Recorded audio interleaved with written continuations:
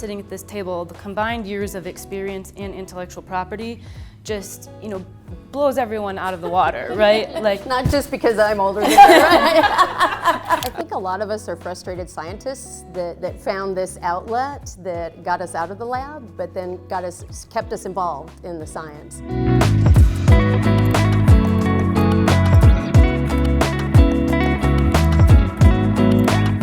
I wanted to combine science and technology and law, but I thought the only way to do that was to become an MD and then also get a JD, and that sounded terrible. And so when I discovered patent law, I was really excited that that was a real career path. So I wanted to be a patent attorney before I knew I wanted to be a patent attorney. So I ended up having a career as a scientist, and then while I was actually in my career, a position came open at a legal department, which enabled me to go back and go to law school and pursue what I had originally intended to many years ago. So I come from a long family tradition of patent attorneys. I have a cousin who's a patent attorney, two cousins who are patent attorneys. And obviously my father, practicing in the firm, was always there encouraging me to, once I went to law school, to go into intellectual property, and I'm so glad he did. I started taking law classes part-time towards the end of my doctorate degree in pharmacy, and I actually met Ed Sease of the firm, who very quickly said, well, take the IP classes, you need to be an IP attorney, you need to be a patent attorney. And I never turned back from there. I was a teacher, elementary school teacher after college, and then I went to law school, but then I clerked for a federal judge in Des Moines and had a case that was before the judge for the entire time that I was there. It was a case that was tried by Ed Sease. Was fascinated by the case, was fascinated by the fact that I actually enjoyed learning about the science that was going on in the case, and it redirected my path.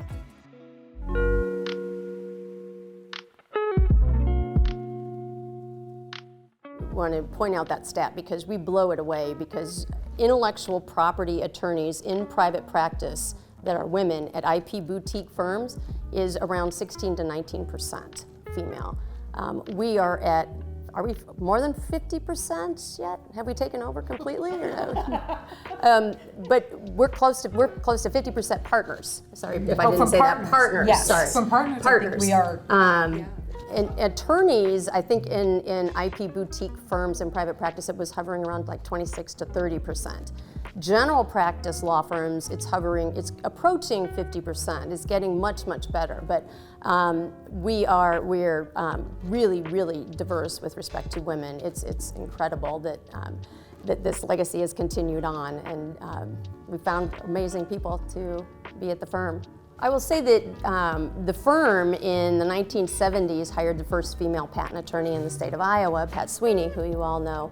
And she talks about my father being at the firm and saying that he never treated her any different than anyone else, any of the other lawyers at the firm.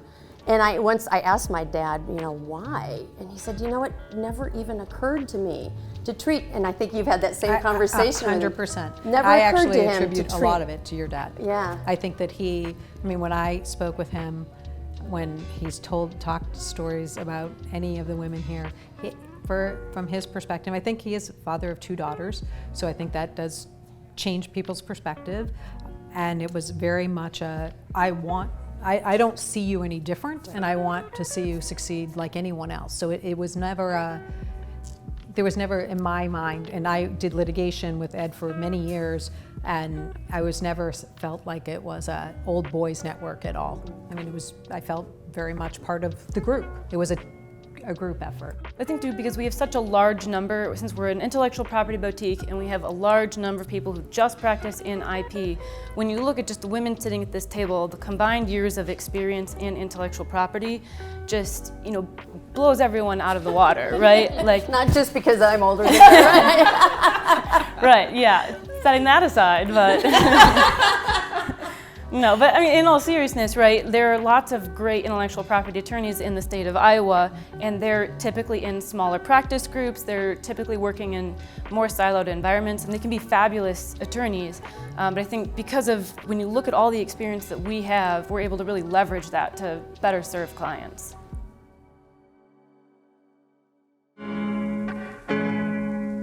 More generally, I just like how when you're learning a new technology, whether it's for litigation or drafting a patent application, or even learning more about a brand from a trademark perspective, you become so deep in it that you learn all of the jargon, like all of the shorthands, and it just comes like second nature to you, and you try to explain it to maybe someone else in the firm or just somebody else who's not as familiar with it, and you can just see eyes glossing over, it's just getting so deep into the technology that it's second nature to you. Is a lot of fun. So by definition, everything that we do on the patent area is something that's not been done before, so or it wouldn't be patentable. So that constant challenge, the constant evolution of technology and being a part of that is really keeps me coming back every day.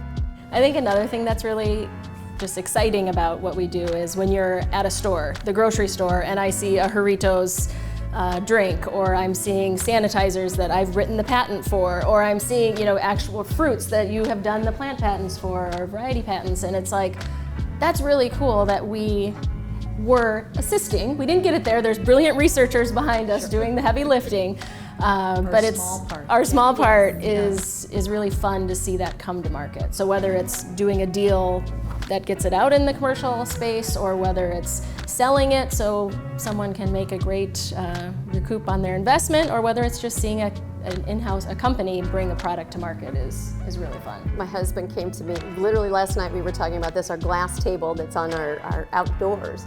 He's like, I don't understand what's going on with it. I clean it and then it gets all foggy. And I said, well, that's etch.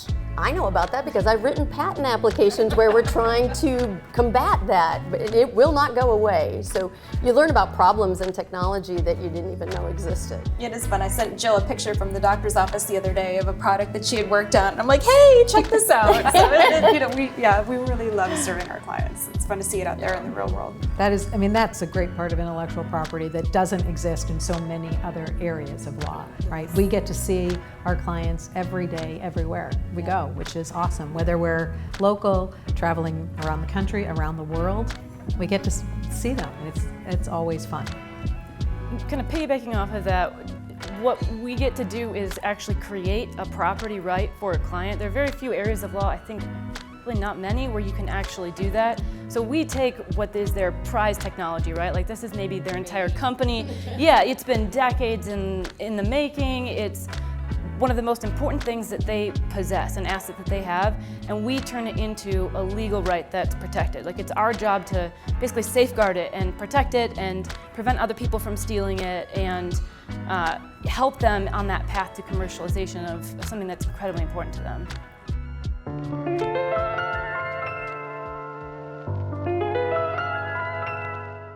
I have been so blessed to have my father as a mentor, but also Pat Sweeney as a mentor, and many clients as well. The strong women that I have always had the privilege of knowing, and this group of women right here, it's amazing, and it's a privilege to practice with every day. It's wonderful, and we're going to get more and more of them. Yeah, I would say I have extremely fond memories since I've been with the firm my entire career. And so I've practiced with Heidi and with Christine my entire career, and it's been fun to evolve from a newbie right out of law school, newly married, to becoming a mother, to going through other milestones of your life with other females in practice has been a huge blessing, because a lot of my best friends from law school who are women weren't in those same positions, and they didn't have people who were not only like-minded but also had other aspects of their life, non-professional life, that you could, work with and go through together. So some very personal, stories that you can share, and some that are just fun because the people you're talking to get it. They just get all aspects of it. When Jill told me she was pregnant, I said I was going to be a grandma. So. Yeah, there just are not a lot of women in intellectual property. I think the stats are something like 20% of individuals registered before the Patent and Trademark Office are women. It's a really, really low number, and when you combine those stats with the issues that occur in bigger law firms where women are often overlooked or they're not viewed as a valuable asset to the team, I think what's different about MVS is that it gives women a seat at the table. It views women as assets that can be developed and can contribute meaningfully and can contribute to the well-being of the firm, which is really unusual. So to have the 5 of us literally have a seat at the table, I think is pretty powerful.